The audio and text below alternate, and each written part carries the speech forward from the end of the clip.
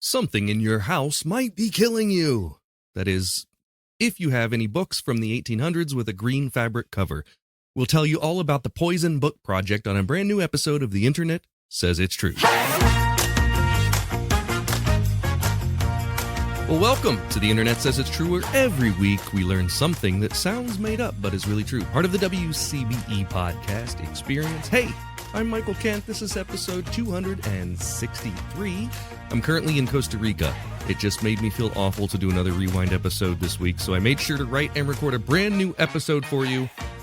Also, we've got a great friend of mine and someone who's never been on this podcast, keynote speaker, educator, and musician Jason LeVasseur will be on the show, so stay tuned for that.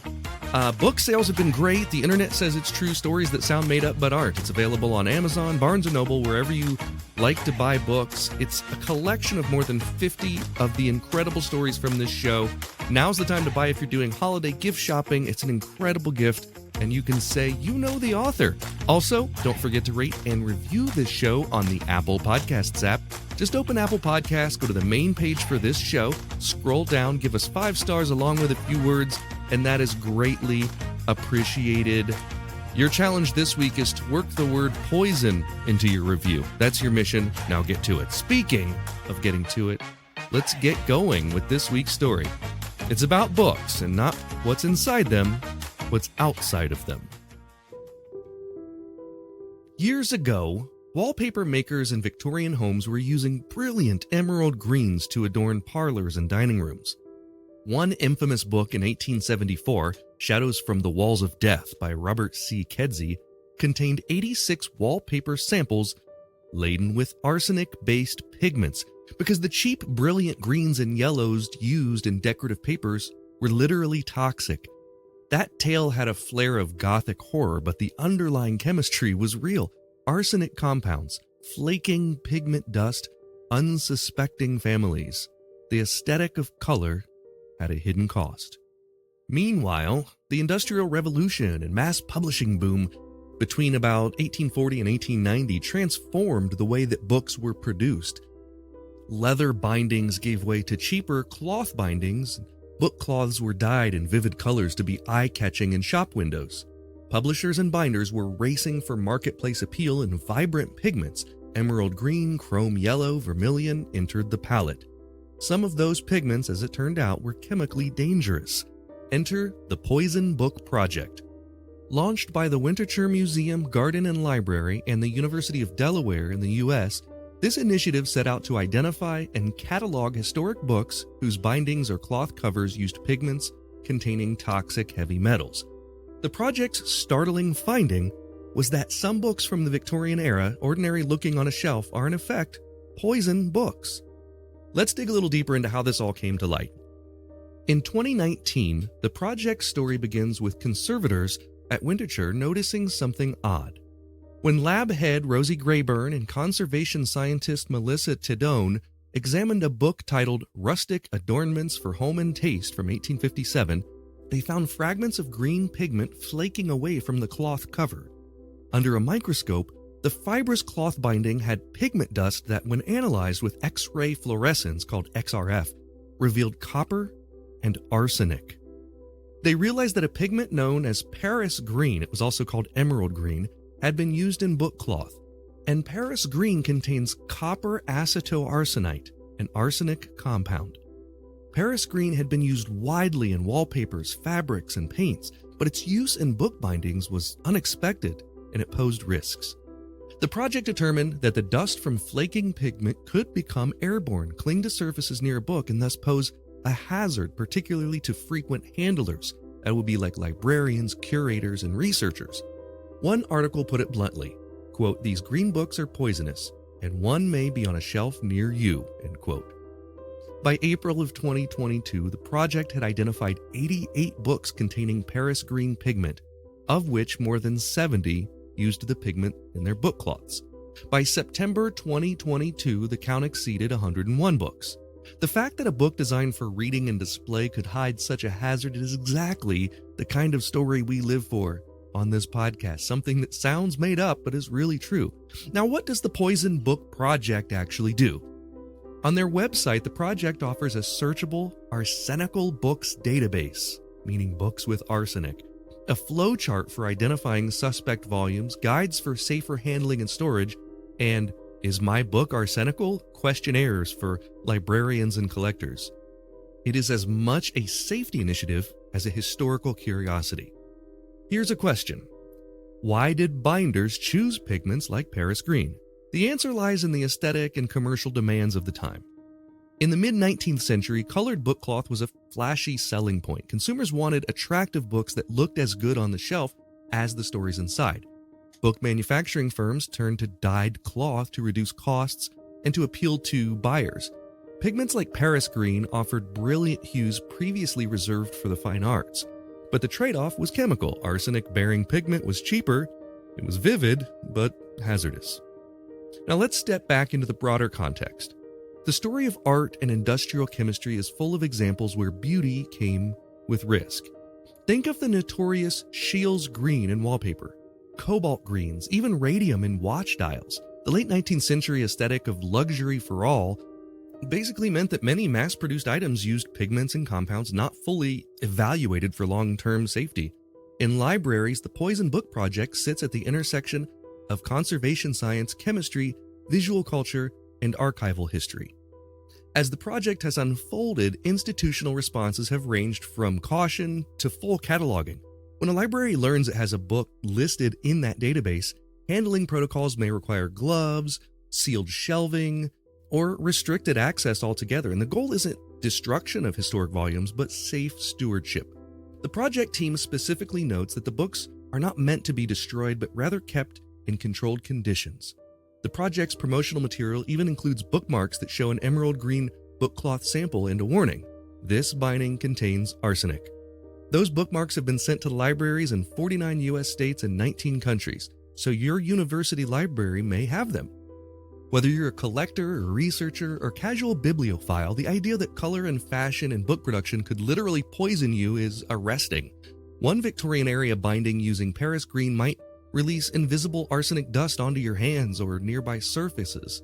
The project emphasizes the dust is invisible to the naked eye, but can irritate eyes, nose, and throat. It might cause dizziness or nausea in extreme cases. Not every green-covered book is dangerous, of course. Many were never treated with arsenic pigments, but the risk exists and it's real. Now let's dive into some specific stories. One came from the Library Company of Philadelphia, where an early investigation found 28 books bound in suspect cloth. Another more dramatic case, a rare book at a British library in Leeds was found in 2022 to be laced with arsenic. News coverage flagged the volume as a rare book laced with deadly arsenic. And the project also identified not only arsenic, but other toxic heavy metal pigments. Chrome yellow was lead chromate, and vermilion was mercury sulfide. The presence of these pigments underscores that the risk was broader than just the one pigment, that being the green with arsenic.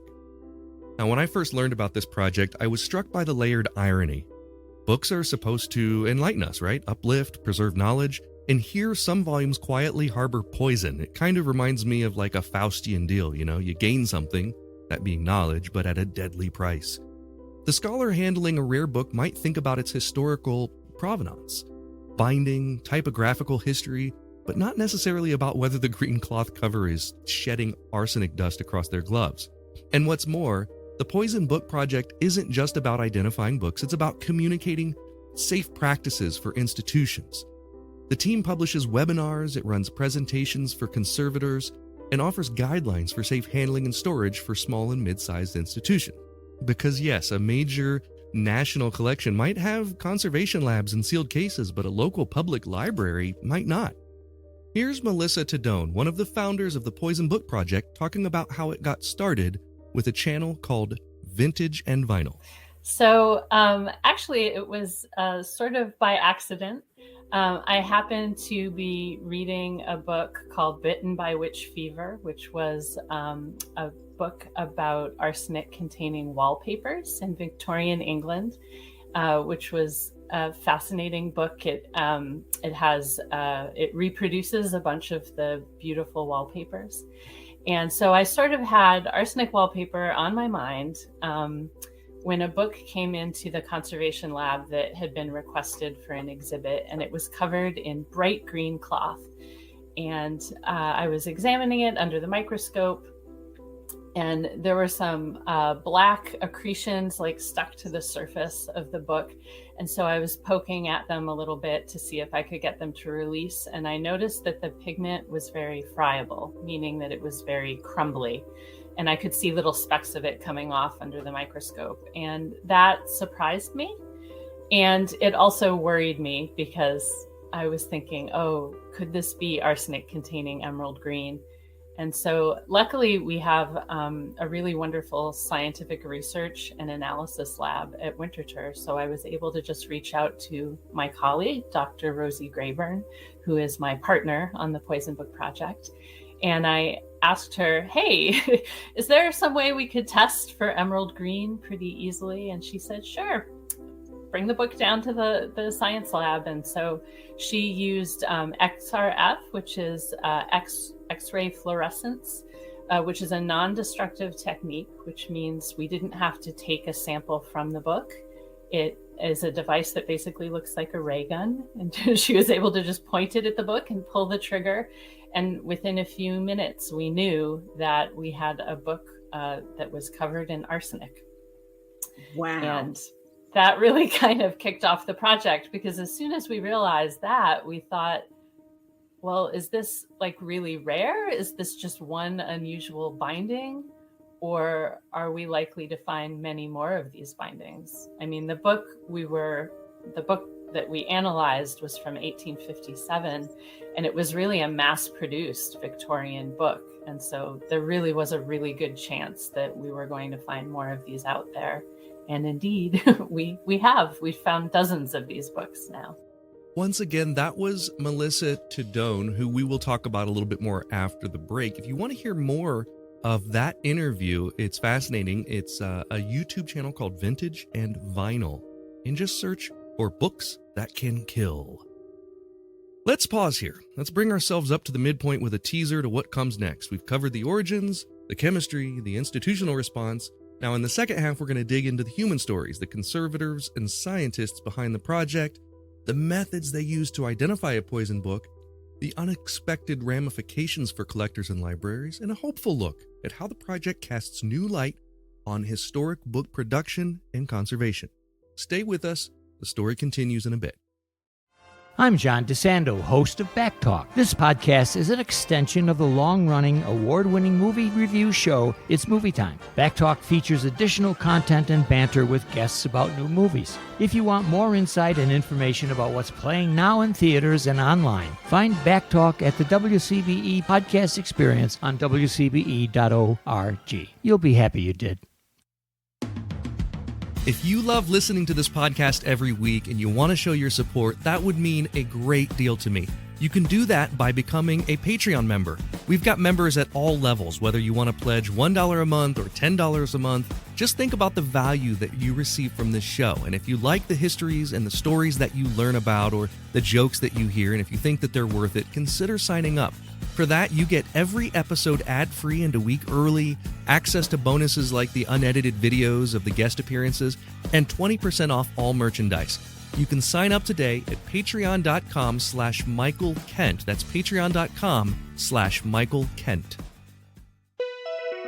What if your kid could open a box and step into another century? With History Unboxed, they can. Each month, a new time-traveling adventure arrives at your doorstep, packed with hands-on projects, stories, recipes, and learning has never been more fun. No screens, no boring textbooks, just immersive, age-appropriate fun that makes history stick. Whether they're mummifying an apple like an Egyptian, or crafting medieval armor, or exploring the music of the Harlem Renaissance, they're not just learning about history, they're living it. Used by families, homeschoolers, and educators across the country, History Unboxed makes the past come alive with every box. I think it's amazing that I'm personally in my 40s and I'm still learning history every week. I wasn't interested in history as a kid, and I think that's because I didn't have something that made it fun. Things have changed since then. History Unboxed makes learning history engaging, fun, and hands-on in the comfort of your own home. So if your child loves to ask why and what was it like, this is the perfect way to fuel that curiosity. Ready to time travel? Sign up today by clicking the deals link in the show notes. Hey, I'm Cliff Baumgardner. And I'm Harrison Stewart. If you're like us, you probably grew up watching the Discovery Channel classic, Mythbusters. From rocket cars to chicken cannons, Mythbusters proved there's no question too big, too small, or too ridiculous to put to the test. Now we're going back to rewatch the show from episode 1, and we want you to follow along. Join us as we revisit every single myth, moment, experiment, and explosion from throughout the show's legendary 14 seasons. Subscribe now so you don't miss one. Welcome back. We pick up our story now with the people driving it. At the heart of the Poison Book Project are Melissa Tadone, who we heard from before the break, and Rosie Grayburn. Melissa was working as head of libraries material conservation at Winterthur when the Green Book clue emerged. Now, Rosie is the head of scientific research and analysis lab at Winterthur and an associate professor affiliated with the Winterthur and University of Delaware program in art conservation. They clicked into gear the moment they identified arsenic in a book cloth sample. And from that moment, the question became, how many other volumes are there? What risks do they pose? And how do we handle them safely? The process is technical. First, visual assessment. Conservators look for green cloth bindings of certain periods, that period being roughly 1840 to 1890. Cloth that shows flaking or dust, bright emerald green hues typical of Paris green pigment. Then, it's on to the testing, non-destructive testing using X-ray fluorescence, XRF spectrometry, to detect elements like copper and arsenic. In complex cases, destructive testing may involve Raman spectroscopy or sending a tiny sample to a soil testing lab, and then once a book tests positive, it's listed in the Arsenical Books database. Libraries and archives cross-check their holdings against this database, and on the website, the project offers flowcharts titled as My Book Arsenical. This provides safer handling tips, for example, storing suspect volumes in sealed boxes, using gloves, restricting access. Today, the project has identified hundreds of suspect volumes. In May of last year, 2024, the site noted 300 plus poison books and counting. So that number alone sort of illustrates the hidden magnitude of the issue. One of the evocative details, the pigment Paris green itself. Introduced in about 1814 and mass used mid-19th century for wallpaper, fabrics, and paints, it contains copper and arsenic. It produces a vivid emerald hue, but over time the pigment is chemically unstable, so it's prone to flake or degrade. It basically becomes dust, and that flake dust is the hazard. The fact that book cloth uses starch, sizing, pigments, glue, materials that degrade, that's relevant because the cloth holding the pigment can decay, releasing the dust more easily. The publishers may not have expected long-term hazards. They were chasing color and market share. There's also a social and historical dimension. Mass publishing meant that the book ownership was no longer elite. More people own books with flashy colored cloth. It wasn't true before that. Yet the binders and publishers likely had little awareness of chemical hazard. Occupational health standards were obviously limited in the 1800s, so a normal modern library shelf may include a volume whose binding hides a chemical hazard that simply was not comprehended at the time of manufacture. Another interesting twist, collectors and rare book dealers have responded to this. When a book comes up for sale with bright green cloth from the Victorian era, savvy dealers are now checking for the pigment and sometimes selling it as a poison book curiosity, but also issuing warnings. Institutions are rethinking how they access, display, and handle these volumes. For example, should the binding be replaced or boxed and restricted? The project emphasizes that destruction is not the goal is informed stewardship.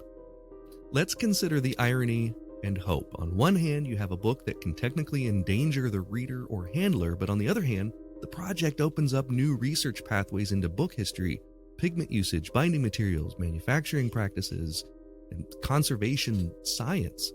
By tracking which books used dangerous pigments and why, librarians and conservators gain deeper insight into the material culture of books, not just what's inside the pages, but how that physical object itself was made and the long-term implications for conservation.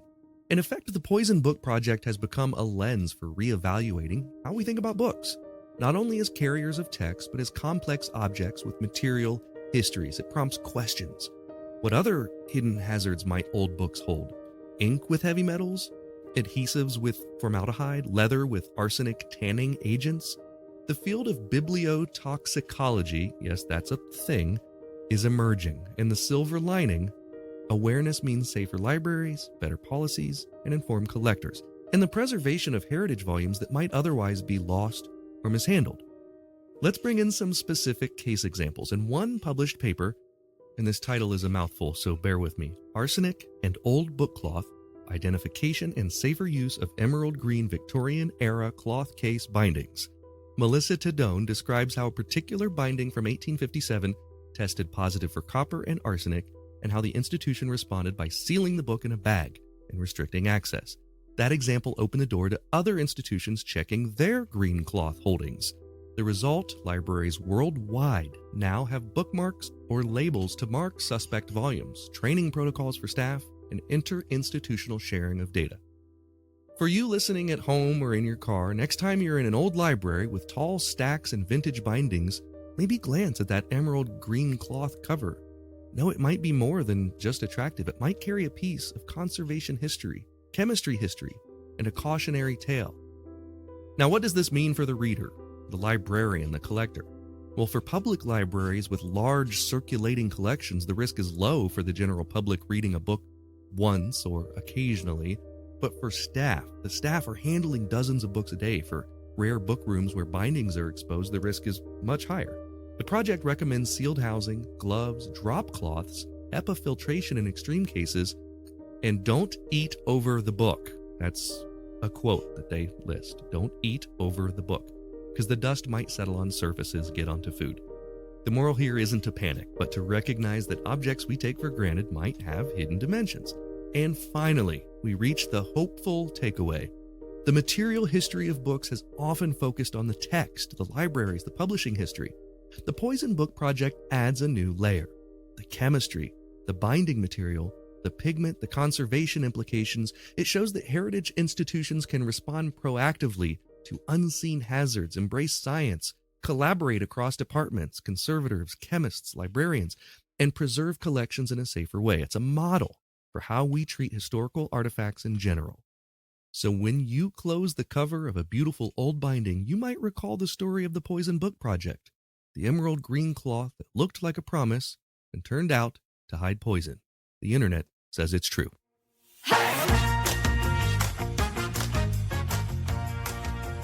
It's time for Yap Yap. This is the part of the podcast where I call a friend. Today I am calling my buddy Jason LeVasseur. Not only is Jason a nationally touring musician for the last 25 years, but he's also an incredible motivational speaker in the arena of team building and leadership.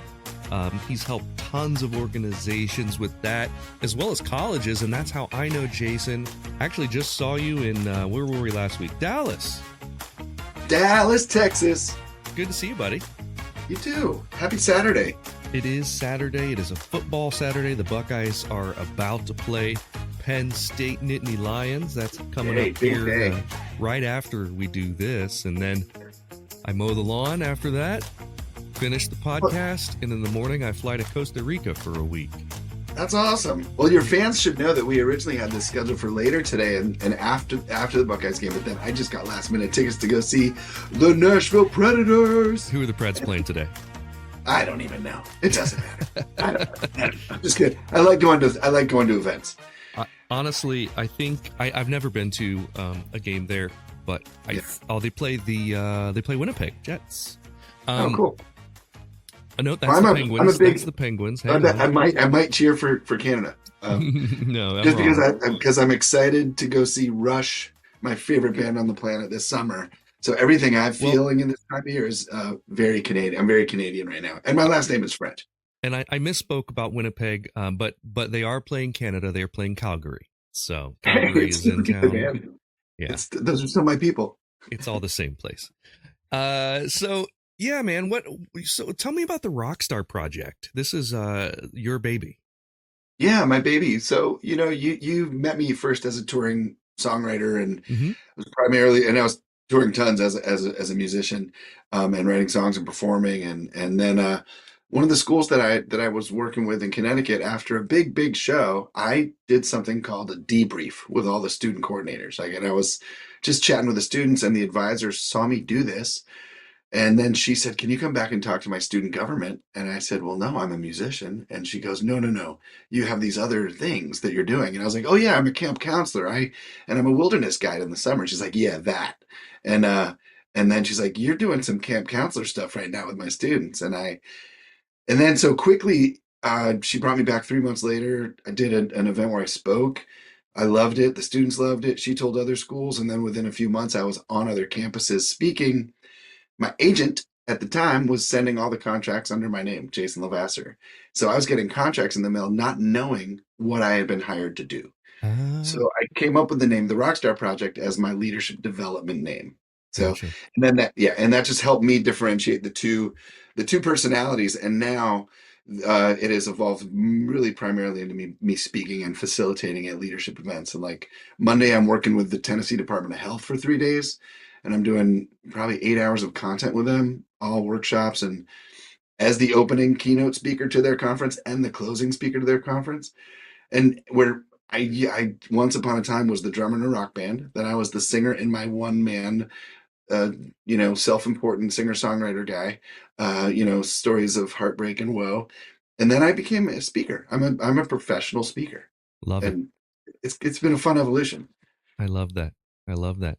Well, Yeah. one of the things that I like to do when I bring guests on, this is your first time, I believe, on this podcast. I had you on my joke story trick show when we were all, shut down in our basements for a couple of years. But one of the things I like to do is ask my guests to, if they know something that maybe we don't know, a weird historical fact, some trivia, something bizarre. Did you bring something like that with you? I did. I just spent the week in Mexico, believe it or not. I flew home the night of the 30th so that I could be in Nashville for Halloween for our big block party. Love it.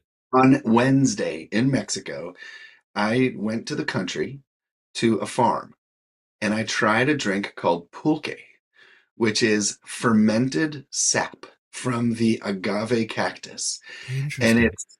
it is a precursor to tequila. So there's a little mystery here, but it's something that can't be imported into the United States because it's always in the fermentation process, and bottles would simply explode.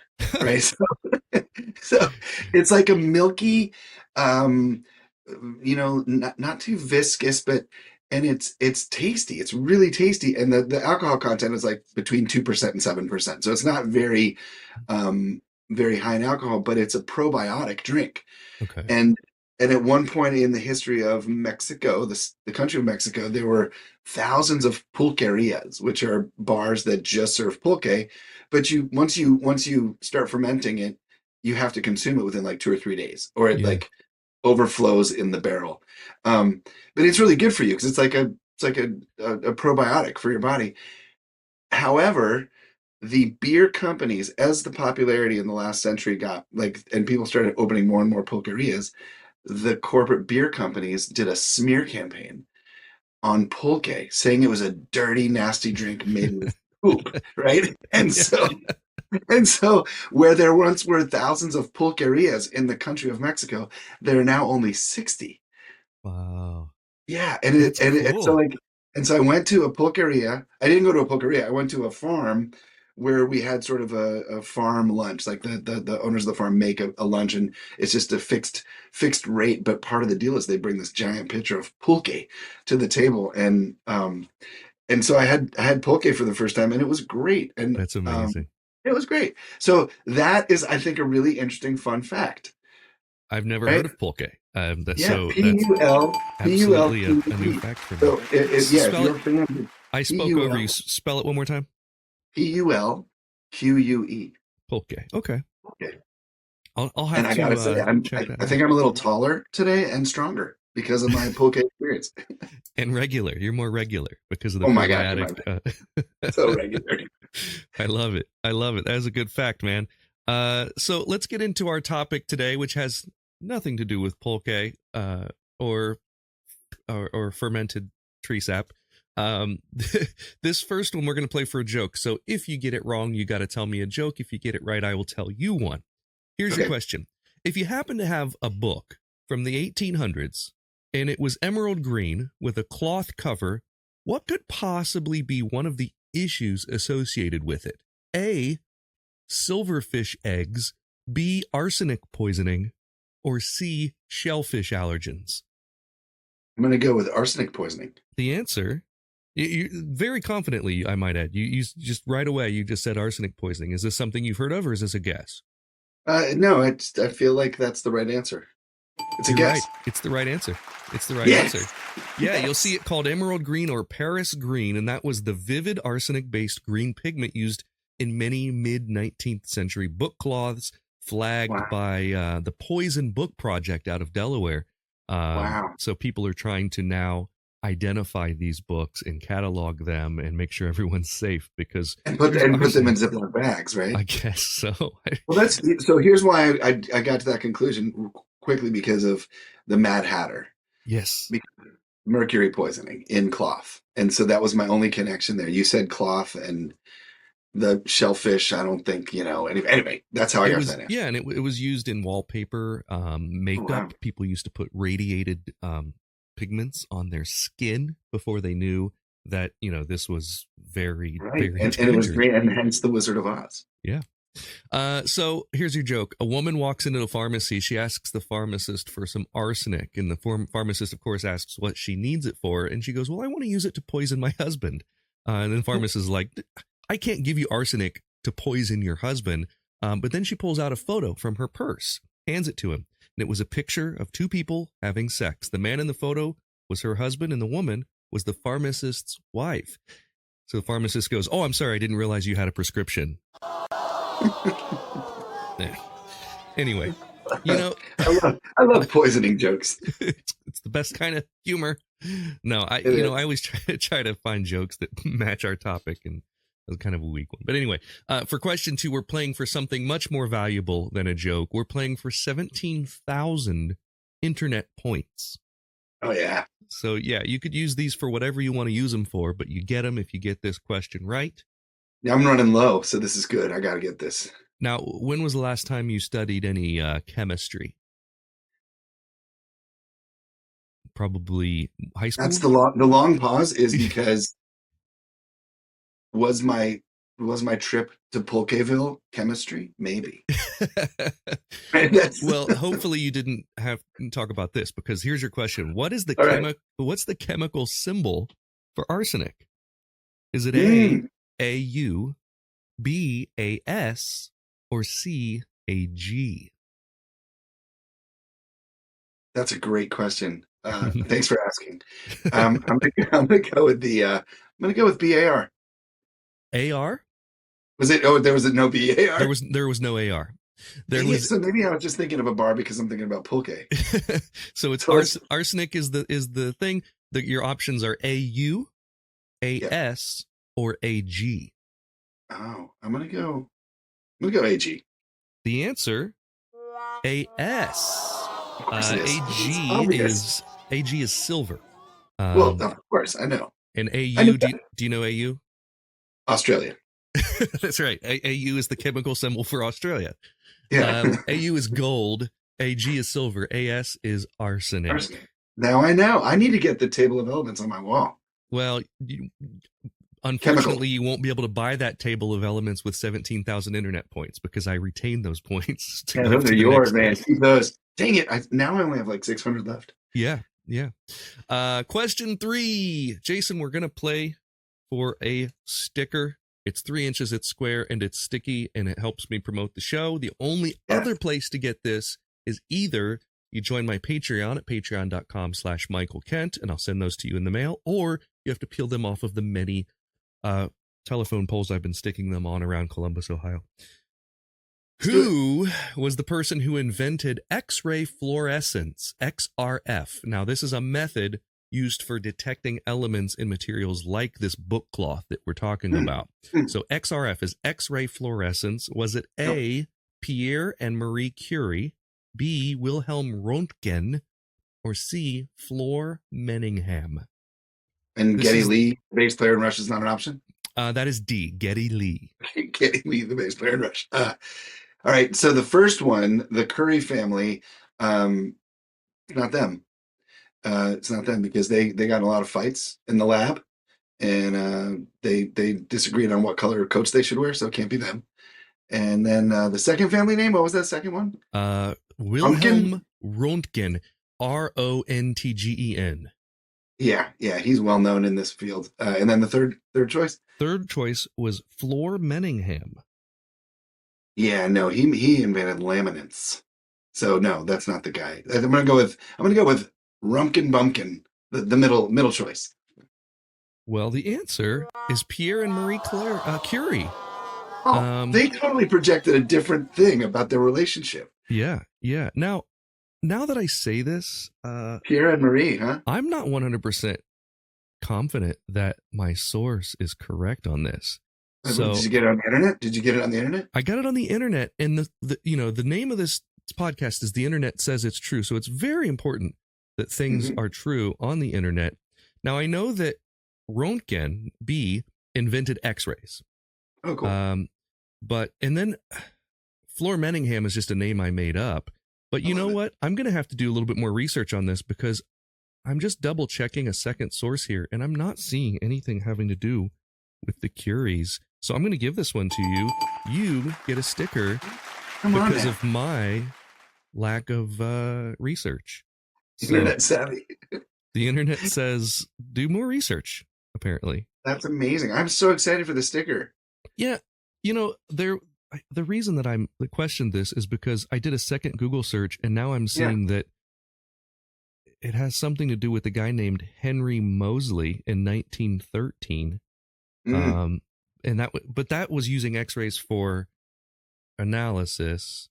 Anyway, this is a stupid question. So you're giving me a couple versions of X-rays, though. Like, is the X-ray that we think of when we think of X-ray? This is different. This is specifically using X-ray technology with fluorescence to detect particular elements in a material. That's cool. It's using X-ray as the base science to do something else. And in this case, these folks that are, taking part in the Poison Book Project, that's how they're safely detecting, because there are a few ways to do this, right? You can lick the book and taste if it has arsenic in it.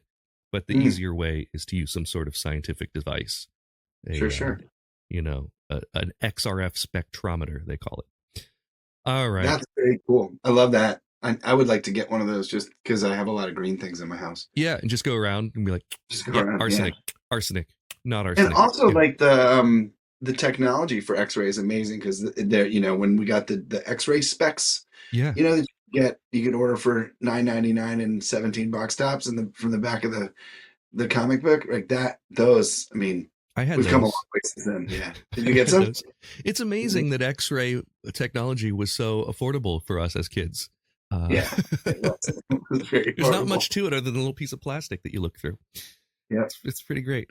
Question 4, we're going to play for a copy of my new book. Now, I will state the cover of my book is orange. It is 100% safe. You can lick it. You can eat it. You can do whatever you want. And there's no arsenic in my book. I have 2,000 milligrams of vitamin C. Vitamin C. I've been joking. So the book is sort of a bathroom reader style book. So I've been joking that the cover is antimicrobial. That's awesome. Just for safety. In which one of these centuries did mass-produced cloth bindings for books become common? A, the 17th century, B, the 19th century, or C, the 15th century?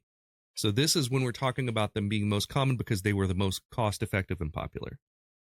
Right. I'm going to go later, actually. I'm going to go 17 being the first. 15's too early. 15, 17, or 19. So 17, you're talking about the 1600s. Yeah, I mean, the Bible was super popular, and wasn't, and there were only so many people could read. So the mass production, also the agriculture to make the cloth. I mean, cotton, was it hemp? Wow, what kind of cloth are we talking about? I don't know. Because it wasn't polypropylene. No, it was arsenic. It was arsenic plants. I think 15 might be too soon. I'm going 17, but again, 17 might be too soon. But I'm giving our ancestors some credit. There you go. Well, you gave him too much because the answer is the 19th century. The 1800s cloth bindings became cost-effective and popular at that point. So they could have had them earlier, like in the 17th century, but I think they weren't very common because they were probably too expensive. The mass production, yeah. See, I just think we started things earlier than we actually did, That's fine, Yeah. But I'm going to buy, now I get to buy your book. Yeah, that's right. I'm fine with that. And okay, well, let's move on. This last question is for all the marbles. I got marbles. Which means if you get it wrong, you're never invited back. You'll never be back on the podcast. If you get it right, it's as if you got all 5 questions right, and you'd be welcome back. Game on. So far, you have gotten a sticker and a joke. Yeah. So here is your final question. This one is not a multiple choice. What's a toxic trend or fad that we'll probably look back on in 50 years and shake our heads about, like arsenic in books or arsenic on wallpaper? What current thing is in our life that we're gonna look back and be like, what in the world were we thinking? I would say the popularity of violent actions on others on TikTok. Ooh, to explain what you mean by violent actions. It's usually younger people recording themselves doing an act of violence towards another, a random act, like egging a car, or act to physical violence, punching somebody, just sucker punching somebody and recording it. Man, well, that's a good answer, but I'm wondering now about your FYP algorithm. Does this come up on your feed a lot? It does not. I think I've read about it because I have I think those are very bullying. And you're a father, so this type of thing is in your life. Fuse. I don't even have a fuse for bullies. I don't even. I'm a pretty even keeled guy, but there's a thing that happens when somebody's being mean to somebody else in any way, and whew. Yeah. So the minute I hear about this, I want to know more about it, and then I read about it, and I'm like, "Are you kidding me? If I ever saw one of these things in action, I'd be on film." Yeah. Yeah. So there's a trend that I think hopefully our society will not continue to, or find some way to prosecute the folks who are posting things like this. And so these are things that, just to take a minute with this, probably kids have always done, right? Kids have always been mean.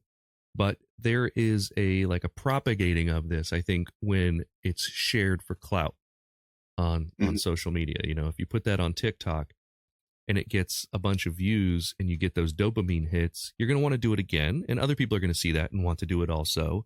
And that's the difference. When I was a kid, I think people were probably mean. Like in my life, probably the worst thing I ever did was like toilet paper houses, or, not say, hey, get a video of me while I punch this dude. But actually on the CBS Evening News last night, there was an interesting story about a bunch of kids who got caught toilet papering the neighborhood. And they got caught because they toilet papered the local police station. The police station had videos, and rather than punishing these kids with, whatever they would do to teenagers, they went to the kids' houses and they toilet papered the kids' houses. The cops did. And it created a whole thing. And at first I was like, well, that's horrible because that's just going to make them want to get back even more. But also, as fun goes, as mischievous fun goes for kids, toilet papering, probably not all that bad.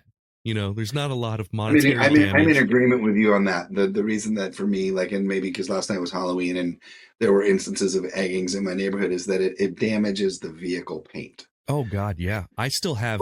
We got egged maybe 10 years ago, and the screen that one of the windows they hit the screen. I can't get the egg. It doesn't. It's still. You can tell where it was. And I've cleaned it. You can still tell 10 years later. But yeah, and that's awful. I think practical jokes and those things are very fun on the planet, like to be able to do things in a friendly manner, like toilet papering in a friendly way versus toilet papering in a malicious way. Yeah. Right. But yeah, I think that's Yeah, it's I don't feel like TPing. I mean, because even at my college, Wake Forest University, Winston-Salem, North Carolina, we would TP the quad after victories. Like, so Oh, I those love are it. celebratory, right? Sure. The associations with toilet paper might be different. Like Sure. now it ties us back into pulque and being probiotically regular, and that'll I will say, when I was a kid, we only toilet paper people we knew and we liked. Like Yeah. it was a friendly thing. Now, there was an instance where we did it in more of a bullying fashion, which was probably wrong. But most of the time, it was just kind of like friends of ours, and then we knew they were going to Sure. get us back. So yeah. well, this has been a lot of fun, man. I got to get us going here because kickoff for Ohio State is literally in 1 minute. So I'm going to head upstairs. Oh, have fun. Man, you have fun tonight at the hockey game. I hope that you Thanks. enjoy that. It's been a Yeah. pleasure having you on. If you want to learn more about Jason LeVasseur, one place you can go, first of all, you can just Google his name, but go to conferencekickoff.com. You're Heck going to yeah. learn about all kinds of awesome services that he can help you with in terms of like helping with team leadership, Mhm. keynote speeches. He's going to teach Yep. your crowd how to do a paradiddle. I got a brand new TikTok. What's your new TikTok? Jason LeVasseur. It's my Jason name. LeVasseur. LeVasseur is LeVasseur, like the French. Yeah. Jason And LeVasseur. my post from yesterday was in Mexico, when I was walking in Mexico. That's awesome. And Instagram is Make Leadership Fun, and you are awesome. And I cannot wait to get your sticker. And I'm going to order 17 copies of your book because I like to put it in every room of my weekend home. I love it, buddy. It's so good to talk to you. Thanks for joining me today. All right. Have a great one. That's our episode for today. Thank you so much to Jason LeVasseur for joining us, and thanks to you for tuning in. Here's the voice of a little kid who definitely never chewed on book covers as a kid. Thank you for listening to The Internet Says It's True. To listen to episodes ad-free and a week early, support us on Patreon. You can do that at patreon.com/Michael Kent. If you learned something just now that you didn't already know, go to the Apple Podcast app and leave us a review with 5 stars and a few words. That helps us a ton, because that's how the algorithm works. I don't know what an algorithm is, but just do it. See you next week for a brand new episode of The Internet Says It's True! The Internet Says It's True would like to thank the Patreon subscribers whose monthly contributions help to make this show possible. Sean Brown, Joshua Endress, Dallas Ray, Bryce Swanson, Eugene Anderson, Jim and Joanne Martin, Mitch and Andrew Joseph Kemplin, and the show's official Emperor, Kick Track. The show is written and produced by me, Michael Kent. The theme song is by Finite Music Forge, and all audio clips in this episode are used for education and commentary and used under Fair Use Title 17 U.S.C. Section 107. You can listen to past episodes by searching for The Internet Says It's True wherever you get your podcasts, and you can see bonus content at patreon.com/Michael Kent.